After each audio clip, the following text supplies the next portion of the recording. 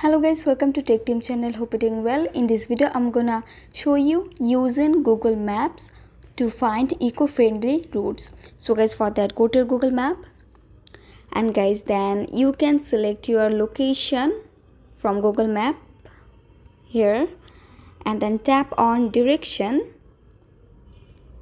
and then guys you can choose any vehicles that you want, like drive, for car, the bike, and the public transport, also the walking distance. And from here you can select your routes that you want. Also you can customize your routes from here.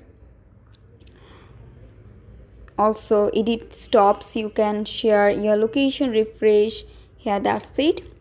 So guys, that's how you can build a eco-friendly route for you. So guys, that's it. I hope this video was helpful to you. If it was, then please give a thumbs up and hit the subscribe button, and thanks for watching the video.